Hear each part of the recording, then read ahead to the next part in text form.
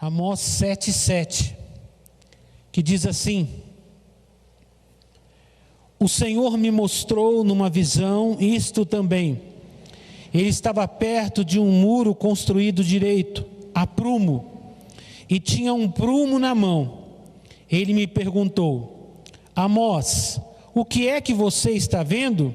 Um prumo, respondi. Então ele me disse: eu vou mostrar que o meu povo não anda direito. É como um muro torto, construído fora do prumo, e nunca mais vou perdoar o meu povo. Até aqui está bom. Vamos fazer uma oração em nome de Jesus. Pai querido, nós estamos na Tua presença nesta noite. Pai, unidos virtualmente, Senhor, mas ligados no Teu Espírito Santo.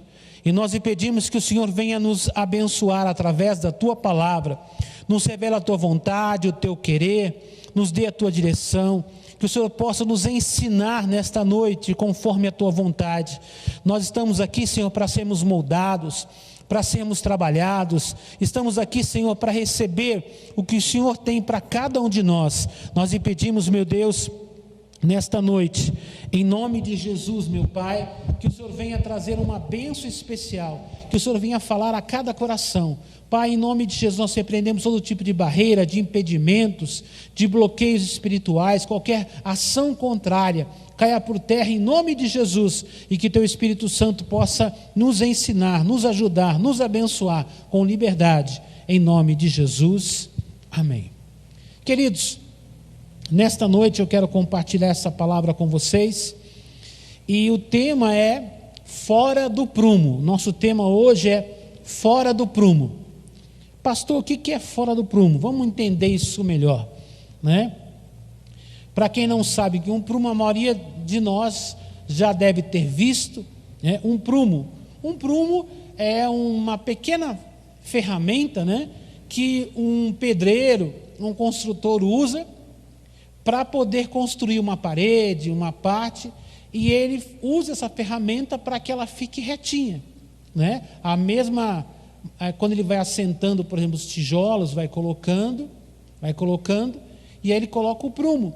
O prumo vai fazer com que aquele muro, aqueles tijolos que estão sendo assentados, eles fiquem exatamente um sobre o outro, numa posição que fica retinho, fica bonitinho, né? Fica do jeito correto. Então se usa um prumo para conseguir colocar um muro ou uma construção, uma parede bem retinha, bem certinho, né? Porque às vezes o olho da gente engana. À primeira vista você olha e fala, tá bom, mas depois você vai ver, ficou um pouquinho torto, né? Aí você coloca o outro de cima, se ele ficar um pouquinho torto, mais, e aí quando chegar no final da parede, a parede começa aqui. Quando chegar no final da parede, a parede está lá, ela vai entortando assim, né? Por quê? Porque ela foi feita sem usar um prumo. Então é uma ferramenta muito simples, muito baratinha, mas que os construtores, que os pedreiros usam para manter um muro, uma construção retinha, bonitinha, do jeito que tem que ser. E aqui nós estamos vendo o próprio Deus usar um prumo como uma alegoria, como um exemplo daquilo que Ele está fazendo. O primeiro texto diz assim, o Senhor me mostrou numa visão isto também. Ele estava perto de um muro construído direito, a prumo.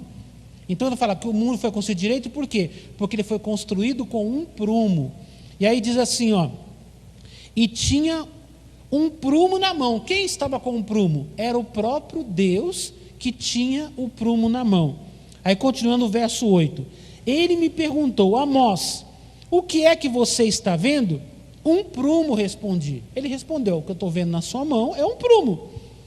Então ele me disse, eu vou mostrar que o meu povo não anda direito. É como um muro torto construído fora de prumo. Então Deus estava com um prumo na mão, na visão. Primeiro Amós viu um muro construído direito, porque ele tinha sido construído a prumo. E o próprio Deus tinha um prumo na mão. E ele fala para Amós, Amós, eu vou mostrar que o meu povo é como um muro que está torto. E ele tinha um prumo na mão. Porque como é que se verifica se alguma coisa está torta, não é só a visão, é o próprio prumo que vai ser colocado. Se a parede estiver torta para um certo lado, o prumo fica sobrando, balançando, não dá certo. Se ele ficar ao contrário, o prumo também fica fora, ele fica grudado demais e não dá a referência que precisa ser dado. E você sabe que se está torto para um lado ou se está torto para o outro. Então não é difícil se você tiver um prumo. E aqui, na nosso texto bíblico, Deus está dizendo que Ele tem o prumo na mão e é Ele quem mede, né, essa construção que Ele está dizendo que é o povo dele. Ele está falando que o povo dele é como um muro torto. E a partir desse exemplo, eu quero chamar a sua atenção. Queridos, nós estamos vivendo uma época moderna, né? Uma época da informação, da comunicação, mas que infelizmente os valores têm sido deturpados. As coisas estão sendo feitas de uma forma que somente os olhos naturais, a compreensão natural, uma lógica humana que está valendo. Muitas pessoas não estão mais crendo na palavra de Deus como uma palavra que não tem erro, que não tem falha. Muitas pessoas estão relativizando a palavra. O que é relativizar? É a pessoa falar, isso aí tem a ver, isso aqui não tem, não é bem assim, para uma coisa serve, para outra coisa não serve. Esse texto aqui eu gosto muito, esse aqui é para mim. Esse outro não, esse aqui não é para a nossa época mais, isso foi no tempo de Jesus, há 2000 anos quase. Enfim, as pessoas estão relativizando. Tem coisa que é interessante, tem coisa que não é. E o pior de tudo é o seguinte: estamos falando do povo de Deus. Se estivesse falando de uma pessoa que não crê em Deus, que não frequenta a igreja, que não tem uma formação cristã, aí você vai falar, tudo bem, cada um tem a sua própria ideia. Mas uma pessoa que está na igreja, uma pessoa que tem uma formação, alguns até criados, até nascidos na igreja, sempre conheceram a Bíblia, sempre conheceram a palavra de Deus, de repente começam a colocar em dúvida a palavra de Deus, começam a relativizar e começam a usar medidas diferentes. Na semana passada, no RCE, eu falei que muitas pessoas estão medindo com a régua que não é a régua de Deus, a medida não é a mesma. E hoje, muitas pessoas estão fora do prumo. Quem tem o prumo é o próprio Deus, é Ele quem determina o que está certo e o que está errado. Não sou eu que determino, não sou eu que digo se está certo, se está errado. Quem diz é a palavra de Deus, o que está escrito aqui, né? E o que é certo, é certo. Se você quer fazer uma construção para ela ficar reta, não adianta você querer mudar o prumo para poder ver se a sua construção fica certa. Tem muita gente que está querendo mudar o prumo. O prumo, irmãos, é a palavra de Deus, é o que é certo. Agora, não é eu querer inventar alguma coisa para poder mudar, para fazer de uma forma diferente. Nós não podemos brincar com coisas sérias. As coisas de Deus são muito sérias. E quando eu falo séria, tem gente que não é para causar um medo, mas para que a pessoa tenha um respeito, para que a pessoa entenda que os valores que Deus coloca são valores que fazem a coisa funcionar. Por exemplo, nós temos a natureza. Deus é quem criou todas as coisas. E Ele colocou leis na natureza. Você pode até não conhecer essas leis, você pode até não entender essas leis, mas elas estão aí e nós precisamos saber lidar com elas. Um exemplo, nós temos a lei da gravidade, né? Até algum tempo nem esse termo existia.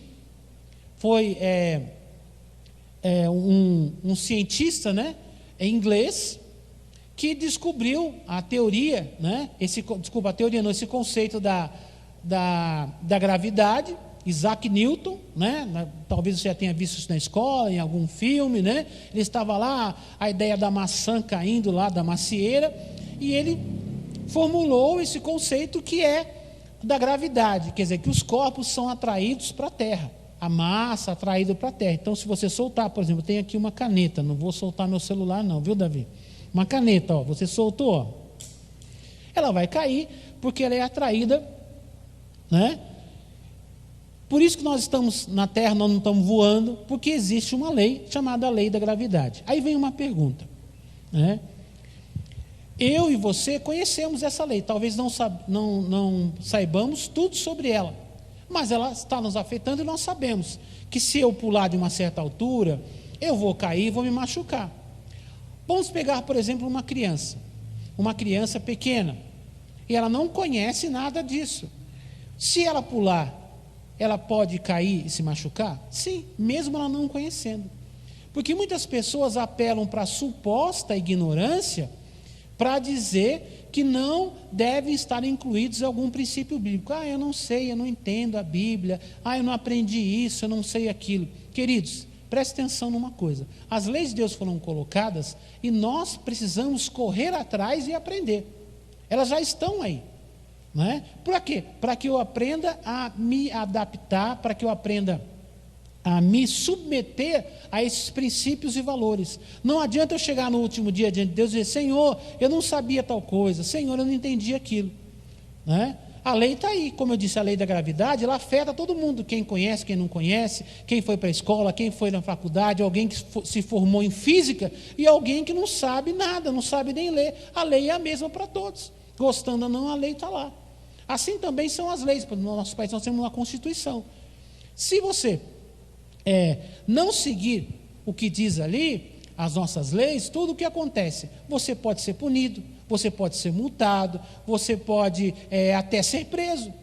Mas eu nunca peguei uma lei, nunca peguei um livro, nunca fiz um curso de direito. Não importa. A lei está lá, conhecendo ou não, entendendo ou não, ou seja, leu ou não, ela vale para mim, vale para você e vale para qualquer cidadão. É assim que funciona. Pastor, isso é radical. Não, irmãos, não é radical. Isso é o correto. É assim que o mundo funciona. Agora, no que diz respeito às coisas de Deus, nós queremos que Deus releve. Nós queremos que Deus mude. Nós queremos que as leis no mundo funcionem, mas as leis de Deus não devem funcionar. Não, irmãos, o que Deus deixou, nós devemos seguir. Quando fala que alguma coisa está fora do prumo, quer dizer, aquilo não está de acordo com a vontade de Deus. Qual é a vontade de Deus para nós, pastor? Como é que eu vou entender a vontade de Deus? A vontade de Deus é o que está aqui na Bíblia Sagrada. Esta palavra, essa é a revelação, e esta é a vontade de Deus para mim e para você, para qualquer pessoa. Você quer medir, você quer colocar no prumo a sua vida? É a Bíblia. O prumo é a Bíblia. Né? É ali que você vai olhar, né, para que você entenda como é que você agrada a Deus. O texto bíblico diz para a gente examinar as Escrituras. Então, quando eu falo examinar, é olhar, é ler, é estudar, é procurar aprender. Eu não consigo entender tudo. Uma parte do que você não entende, como nós já ensinamos as 2 últimas semanas, na oração, na leitura, na meditação, o Espírito Santo vai ajudar você.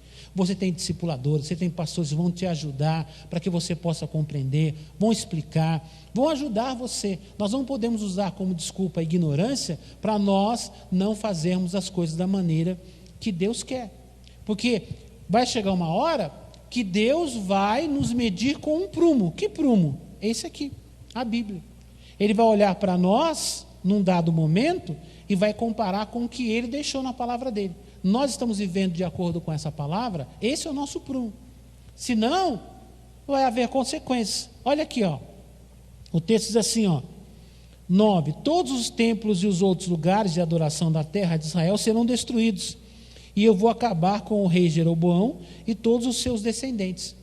Então ele estava dizendo, na hora que eu colocar o prumo, o muro está torto, é a nação de Israel. Quando eu colocar o muro, vai ser destruído.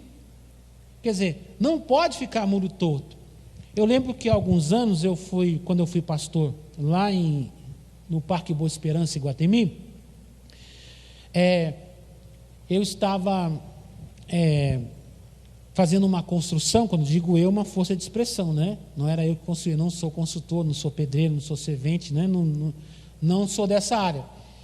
E eu contratei um mestre de obras, na época, para ele cuidar de tudo aquilo, contratar as pessoas, colocar as pessoas para trabalhar, pedreiro, servente, e nós tínhamos uma certa urgência. Então ele contratou uma equipe grande lá, e ele essa pessoa que eu contratei era um ótimo pedreiro, a gente conhecia o serviço dele, sabia muito bem o trabalho dele. Mas teve um dia que ele não estava lá vistoriando a obra, e ele saiu demorou para voltar. E naquele dia eu tinha ido para a igreja, aí eu subi na parte de cima da igreja, né, onde foi feita a construção. Quando eu cheguei lá, olhei uma parede no olho. Eu bati o olho e falei, nossa, essa parede está torta. Né? Estava só um tijolo ainda, né? Tava construindo, não tinha telhado, não tinha ainda vigas, estava só a primeira, né, a primeira parte das paredes começando a ser levantadas. Aí eu bati o olho e falei, isso está torto. Aí esperei ele chegar, falei, ó, está torto, como é que nós vamos fazer? Falou, não tem outro jeito, pastor, vai ter que derrubar a parede. Vai ter que derrubar e fazer de novo. Ainda bem que não era uma parede muito grande, era uma pequena parte da parede, um pedacinho ali, aí teve que derrubar para construir de novo. Né? Então, irmãos, tem coisa que não tem mais como fazer, tem que derrubar para fazer de novo. Então, o dia que o Senhor chegar com o prumo, Ele vai derrubar. Entendeu? Então, por enquanto, nós temos a oportunidade, nós estamos ainda na fase, no processo. Então, dá para arrumar, dá para consertar. Se toda vez que você for colocar o tijolo, né, você colocar o prumo, o que acontece? Você vai colocar o tijolo do jeito certo. Assim também é a nossa vida. Se cada passo que nós dermos, cada decisão que nós tomarmos, como nós vamos conduzir a nossa vida, se em cada momento nós estivermos colocando no prumo, o que vai acontecer? Vamos colocar certo. Aquela decisão é tomada corretamente, aquele passo dado da maneira certa. E quando eu falo da maneira certa, não é o que eu acho certo ou o que os outros acham certo, é o que a palavra de Deus diz que está certo.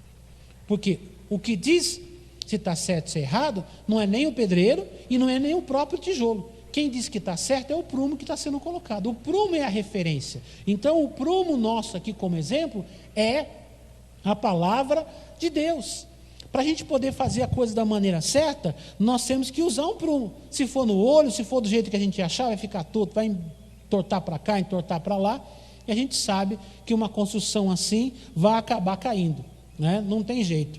Então, queridos, eu quero ler um outro texto com vocês aqui, né, para a gente poder entender que os valores de Deus são aqueles que nós devemos seguir. Eu quero ler em Deuteronômio, capítulo 12, Deuteronômio capítulo 12, quero ler com vocês aqui um outro texto, lá no comecinho da Bíblia, né, o 5º livro da Bíblia, Deuteronômio capítulo 12,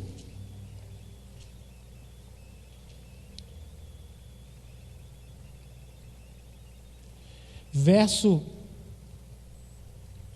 29, diz assim, ó, Moisés continuou dizendo, o Senhor nosso Deus acabará com os povos da terra que vocês vão invadir e que vai ser de vocês. Portanto, quando estiverem morando lá, não imitem aquela gente, não sigam a religião deles, nem adorem os seus deuses, pois isso seria um pecado mortal. Não adorem o Senhor nosso Deus do jeito que aqueles povos adoram os seus deuses, pois Ele odeia e detesta tudo que esses povos fazem nas suas reuniões religiosas. Eles até chegam a oferecer a esses deuses os filhos e as filhas para serem queimados em sacrifício no altar. Obedeçam a todas as leis que eu estou dando a vocês, sem acrescentar nem tirar nada. Então, irmãos, esse alerta que o Senhor faz aqui em Deuteronômio, através de Moisés para o seu povo, ele falou assim, olha, vocês estão entrando na terra que eu prometi que ia dar para vocês. Olha, está chegando a hora. A terra que é abençoada, a terra que é uma promessa, mas tomem cuidado. Aí ele chama a atenção para tomar cuidado aqui, ele diz assim, ó, verso 30, portanto, quando estiverem morando lá, não imitem aquela gente. Começar aqui, a gente vai falar mais. Não imitem aquela gente. O que isso quer dizer, irmãos? Não imitem aquela gente. Não é para você fazer igual, porque eles estavam sendo expulsos daquela terra exatamente porque eles desagradavam a Deus. Deus tirou aquele povo e colocou o povo de Israel. Então, não era para o povo de Israel repetir os mesmos erros que aqueles povos estavam fazendo. Era para mudar. Deus mudou o povo exatamente para poder mudar a maneira como eles faziam as coisas. O que isso quer dizer para nós hoje, pastor? Essa história de Israel é uma história antiga, tem milhares de anos. Irmãos, isso vale a mesma coisa para nós. Irmãos, Deus está nos salvando, nos libertando, nos transformando, para que nós não venhamos a fazer as coisas como nós fazíamos antigamente. O que tem acontecido é que o mandamento da obra da igreja do Senhor é que ele vá até o mundo, né? Ide a todo mundo e pregai o evangelho a toda a criatura. O mandamento é a nossa missão. Nós temos que ir, temos que pregar. Jesus falou: vocês são luz, vocês são sal, né? Para vocês tem que fazer a diferença. Mas o que está acontecendo? Muitas pessoas e muitas igrejas, em vez delas transformarem o mundo está transformando a igreja. Em vez de nós levarmos a transformação, o mundo está trazendo transformações para a nossa vida, para a nossa igreja e até para o nosso jeito de adorar a Deus. Isso é muito perigoso. Isso é muito perigoso. Nós estamos fazendo construções fora do prumo.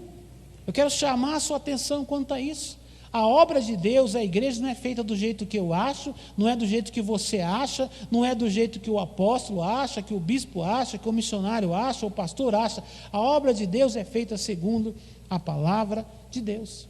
Isso é muito sério, irmãos. Nós vimos aqui no texto de Amós, Deus dizendo que o muro torto vai ser derrubado. Ele vai cobrar das pessoas. Ele cita nomes, ele fala o povo, ele fala até o nome do próprio rei que estava ajudando o povo a fazer coisa errada. Então você é líder, você é um discipulador, você está cuidando de alguém, cuidado. Sobre a sua vida há uma cobrança. É uma cobrança para que você coloque as coisas no prumo, faça a coisa direito, porque um dia Deus vai pedir contas para você, para mim, para todos nós, sobre o que nós estamos fazendo.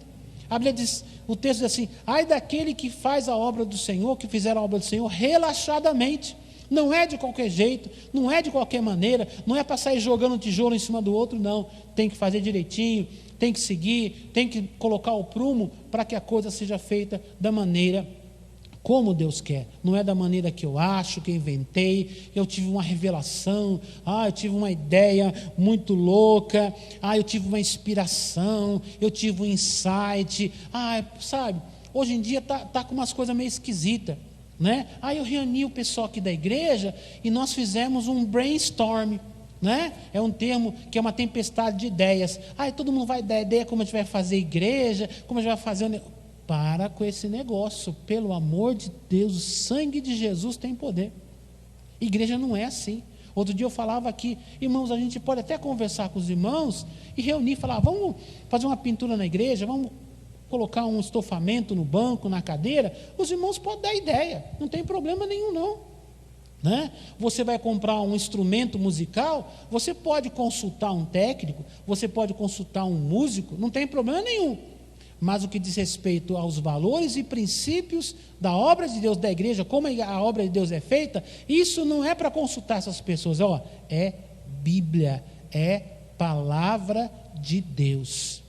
Não vem com esse negócio de democracia. Outro dia eu falei aqui, não tem democracia, é teocracia. O governo é de Deus, o que rege a igreja é a palavra de Deus. Então o Senhor está chamando a atenção, não imitem aquela gente, não sigam a religião deles, nem adorem os seus deuses, pois isso seria um pecado mortal. O que é mortal? É que leva para a morte. Pastor, mas morrer, irmãos, alguns já morreram espiritualmente, viu? Alguns já morreram, estão na igreja, mas estão mortos espiritualmente. Pastor, onde você arrumou essa ideia? Só a gente lê lá em 1 Coríntios, no texto da ceia.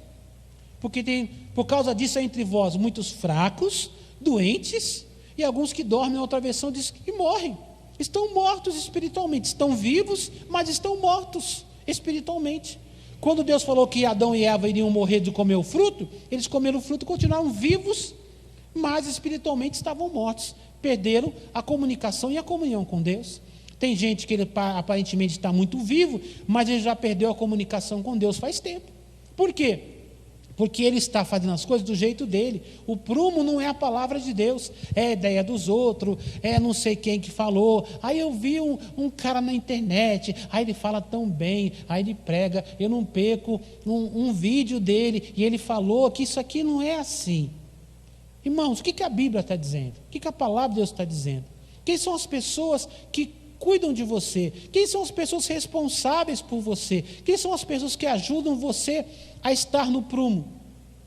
Como assim, pastor? Sim, pessoas, seus líderes, seus pastores, os seus discipuladores, aquelas pessoas que ajudam você, que conversam com você, que olham no seu olho e dizem assim: querido, você está bem, você está orando? Como é que está a sua vida? Como é que está seu casamento? Como é que está o seu namoro? Como é que você está no seu trabalho? É assim que a coisa funciona, irmãos. Porque às vezes a gente sai do prumo e não percebe que saímos do prumo. Sabia disso? Nós erramos. Por isso que a gente precisa estar ligado como igreja. Não dá para ser desigrejado, não dá para ser crente independente, sem igreja, sem líder, sem prestação de contas. Porque esse processo é que nós somos tratados, em que alguém nos ajuda a acertar. A gente às vezes sai fora daquele princípio e não está percebendo, estamos com a nossa mente fechada, estamos envolvidos emocionalmente, estamos passando por uma dificuldade, seja qual for o motivo espiritual ou humano. Às vezes nós saímos um pouco, aí tem alguém que nos acompanha, alguém que nos apoia, alguém que intercede, que ora por nós, ele vem e conversa com a gente, nós vamos ali e pedimos uma oração, e aquilo vai se acertando, entramos no prumo de novo, colocamos lá, está certinho no prumo. Esse é o processo de Deus.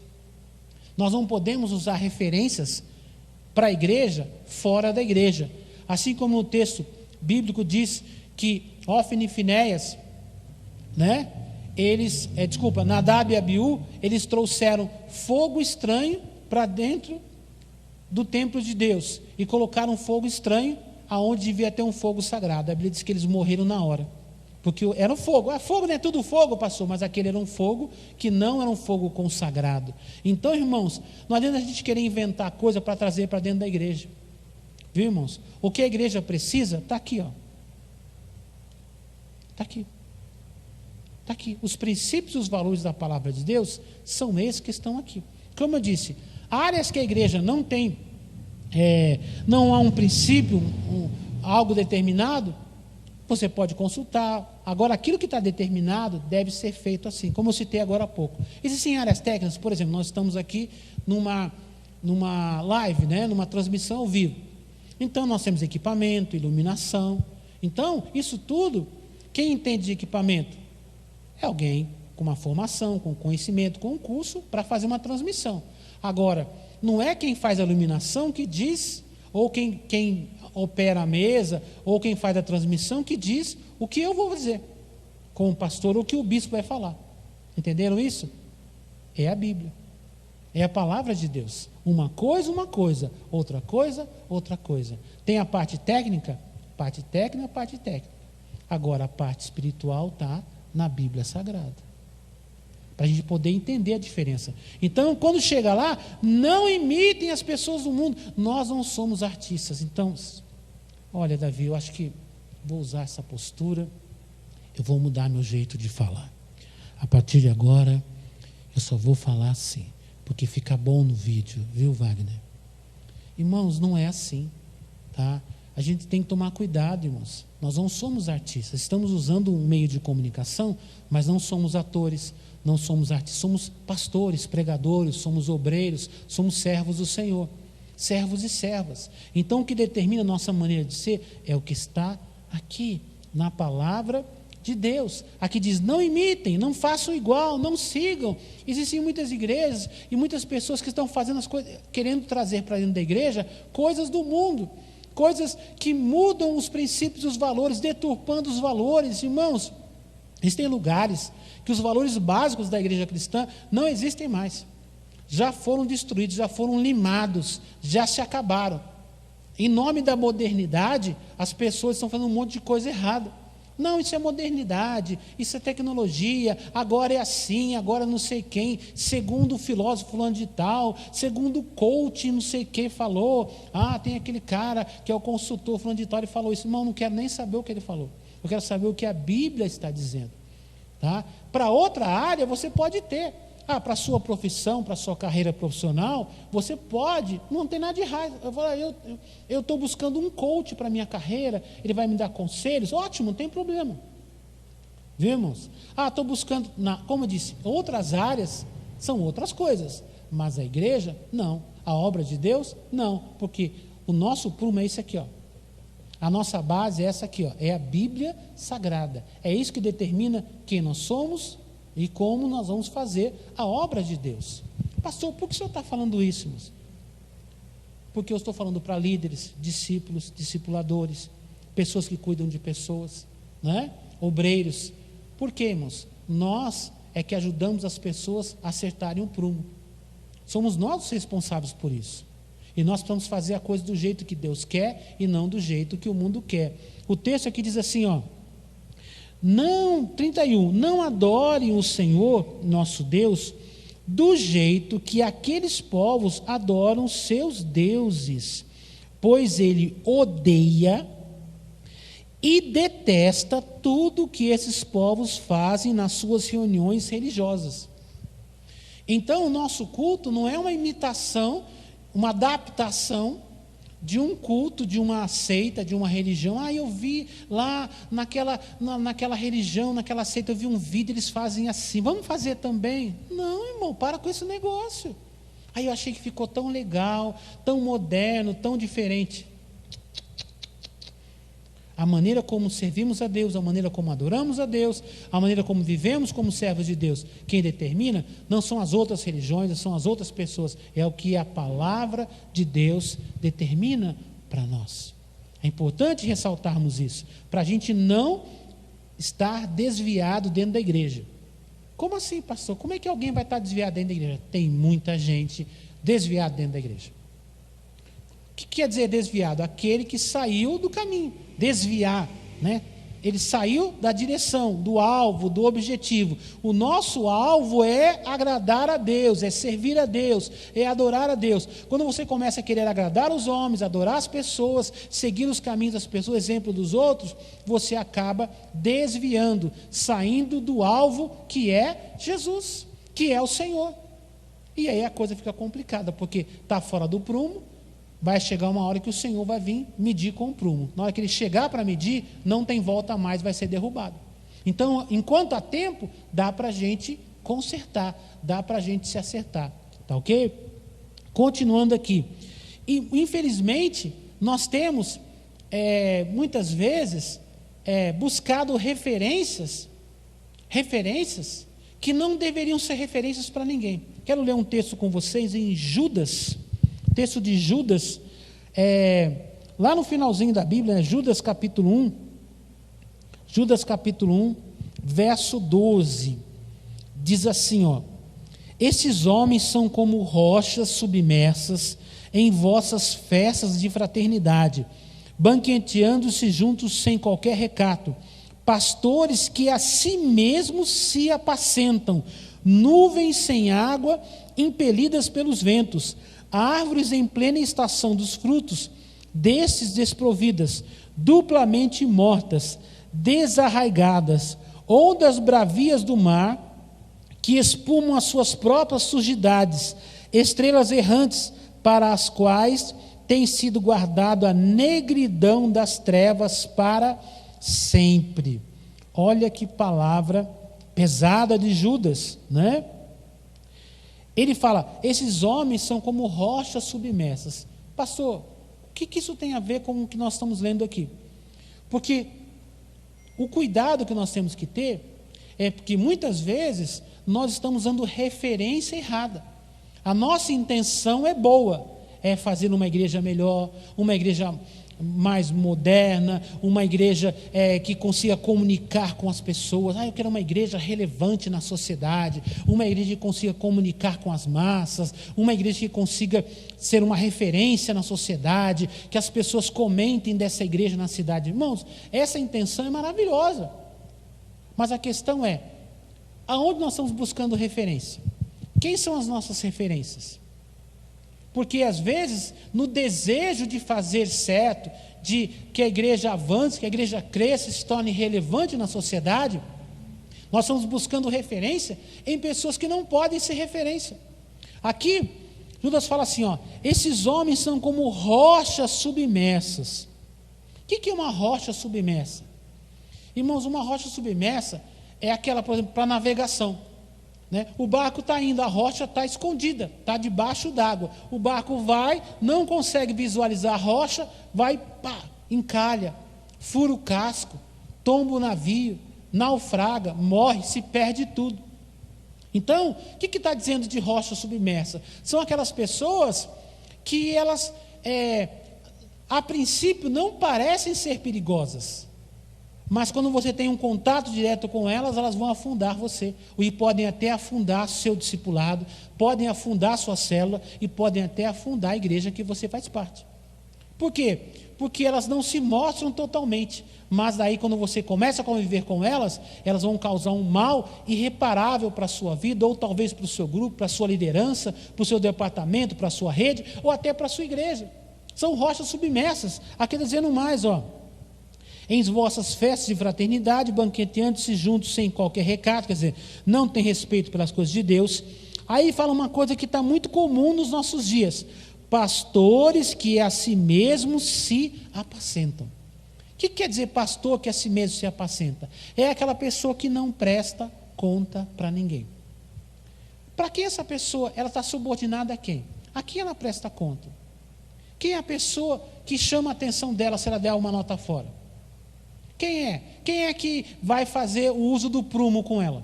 Porque todos nós temos que ser passados pelo prumo, sabia disso? Todos nós, como eu disse, o discipulado, o mentoreamento, o acompanhamento é passar o prumo. Eu tenho um pastor, eu tenho um líder, ele vai passar o prumo em mim.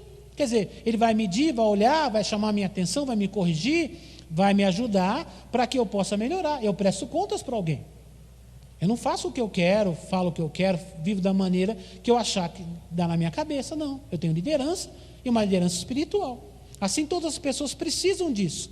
Agora, o problema é quando a gente começa a buscar referência em pessoas que não buscam um suporte, um apoio, um acompanhamento de ninguém. São as pessoas chamadas independentes.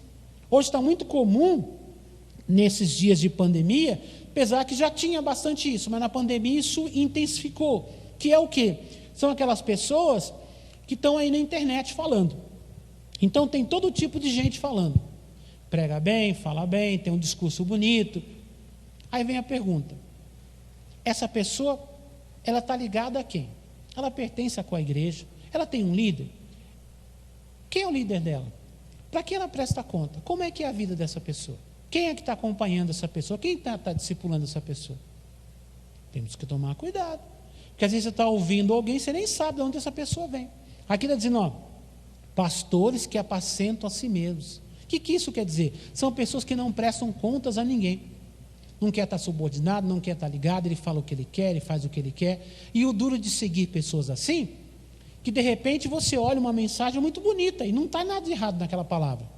Aí você fala, ai que palavra bonita, ai que palavra legal. Aí vou passar para meus amigos, aí pega lá o celular, ai assista o fulano de tal, o pastor, a pastora, o missionário, a missionária, assiste lá. Aí solta para a pessoa. Aquela pregação estava bonitinha, estava legal. Aí isso que acontece.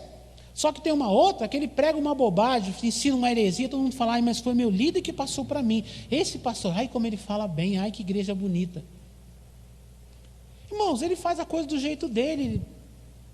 Aí todo mundo começa a querer seguir uma pessoa dessa. Quem são essas pessoas? São pastores que apacentam a si mesmos? Quem é a referência dessa pessoa? Para quem ele presta conta? Ele está ligado a quem? Quem é a estrutura dele? É isso que eu chamo a sua atenção. A gente não pode ser inocente a ponto de seguir qualquer pessoa que fala algum texto bonito, irmãos. Nós temos que ter referências, temos que ter base para não sermos enganados. Aqui diz mais, ó, nuvens sem água, impelidas pelos ventos, árvores em plena estação dos frutos, deles desprovidos. Aqui está falando duas coisas parecidas, com exemplos diferentes. Nuvens sem água e árvores sem fruto. O que isso quer dizer, irmãos? São pessoas que não produzem os frutos como Deus diz. Nuvens sem água, aquela que tem aparência que vai chover, agora vai chover aquela nuvem e tal, daí a pouco o vento leva ela embora, não chove nada, não cai nada. É uma enganação, né? É uma farsa. E tem muita gente, porque tem uma produção, tem um vídeo bem estruturado, tem uma boa publicidade, a iluminação está correta, o som está com qualidade, ele usa equipamentos de primeira pessoa. Olha que bonito, que moderno, olha que legal, está tudo ótimo. Não tem nada de errado nisso, irmãos. Mas e os frutos dessa pessoa? Você conhece os frutos? Você sabe o que ela tem produzido? O que ela tem feito? Às vezes nós não valorizamos, a gente usa um termo, a prata da casa. O que é a prata da casa? Somos os obreiros, os pastores que nós somos acostumados. Nossas pessoas que nos lideram, que nos acompanham, pastores e pastoras da nossa equipe. Ah, mas é fulana, aquela pessoa sim. Mas as pessoas estão aqui, você vê os frutos dela aqui. Você tem como dizer quais são os seus frutos. Você sabe como essa pessoa leva a vida, com quem ela é casada, qual é a família dela, o testemunho que ela tem com o passar dos anos. Ah, fulano e tal está há muitos anos na igreja. Vamos dar um exemplo. Nós temos aí um dos nossos pastores, o missionário João Batista. É um pastor que esteve aqui em Mauá por mais de 20 anos, uma pessoa correta, uma pessoa honesta. A gente acompanha a vida dele, está ele, a sua esposa, os seus filhos, os seus netos. A gente vê no dia a dia. Como vou dizer, é gente de carne e osso, não é só na TV, não é só na imagem, nós conhecemos. Então você vai lá pedir uma oração, você vai pedir um conselho, porque você sabe que aquela pessoa tem uma vida. Não é nuvem sem água, não é árvore sem fruto. Agora, você está seguindo alguém e você nem sabe direito quem é essa pessoa? Você está ouvindo os conselhos dela, você está pegando referência dela. Quem é essa pessoa? Quais são os seus frutos? Como é a vida dessa pessoa?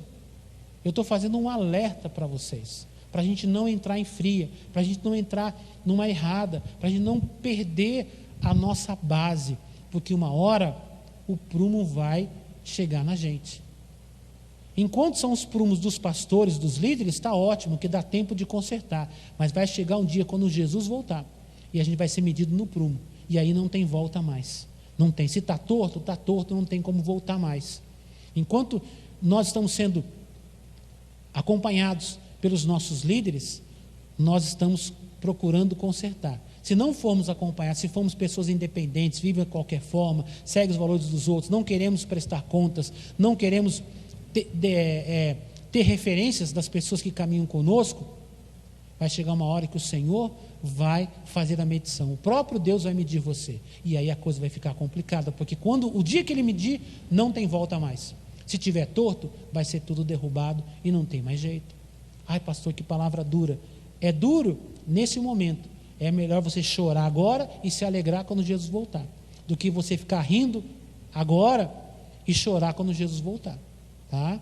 Então, para finalizar a minha palavra aqui, eu quero ler mais um texto para finalizar a minha palavra nesta noite. E eu quero ler com vocês aqui, um texto em 1 Coríntios, capítulo 2, 1 Coríntios, capítulo 2, verso 14 e 15.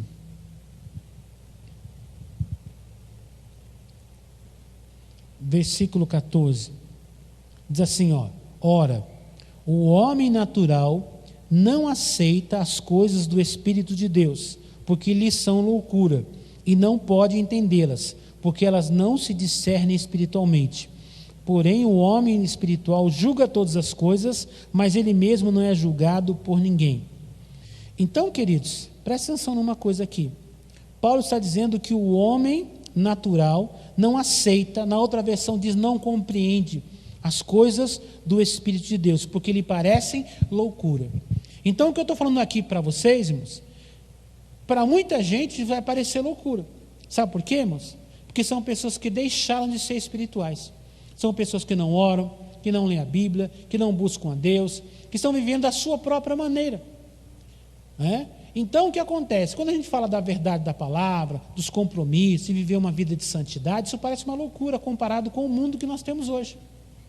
Ah, mas fulano faz assim, hoje o tempo moderno é assim, hoje ninguém casa mais, hoje pode viver assim, pode falar aquilo, pode fazer isso. Não, queridos, a palavra diz assim, mas isso. Então, esse conceito, você entende a diferença entre uma pessoa espiritual e quem não é espiritual, não é pela aparência, pela roupa, mas é pela sua resposta à palavra de Deus. Quem é espiritual compreende as coisas espirituais. Quem não é espiritual, ele vai achar um monte de argumento, um monte de desculpa, vai dar um monte de explicação, e aparentemente às vezes até as explicações são razoáveis, ele vai usar referências, vai citar pessoas, vai citar autores, vai citar pessoas importantes, mas você vai perceber o seguinte, que ele não consegue compreender as verdades do reino de Deus, porque elas se discernem espiritualmente. O homem natural não consegue compreender as coisas do Espírito, as coisas de Deus. Aqui o texto que nós lemos, na versão revista e atualizada, diz, não aceita, ele não quer aceitar, mas é assim que a palavra, não pode ser assim, não é desse jeito, não aceita. Por quê? Porque não é espiritual. Então, muitas vezes as nossas dificuldades em obedecer a Deus tem a ver, não é com a dificuldade que a palavra traz, ou como é difícil servir a Deus, é porque nós não estamos buscando a Deus, não estamos buscando a espiritualidade como nós deveríamos. Se estivéssemos vivendo uma vida espiritual, uma vida de comunhão, de oração, de conhecimento da palavra, nós não teríamos dificuldades em compreender e aceitar a palavra de Deus. Mas essa dureza de coração tem a ver com a falta de espiritualidade. E eu termino a minha palavra aqui agora, lembrando para vocês uma coisa. Lembrem da semana retrasada e da semana passada. Nós dissemos que o caminho para uma pessoa crescer espiritualmente, relacionar-se profundamente com Deus é o devocional.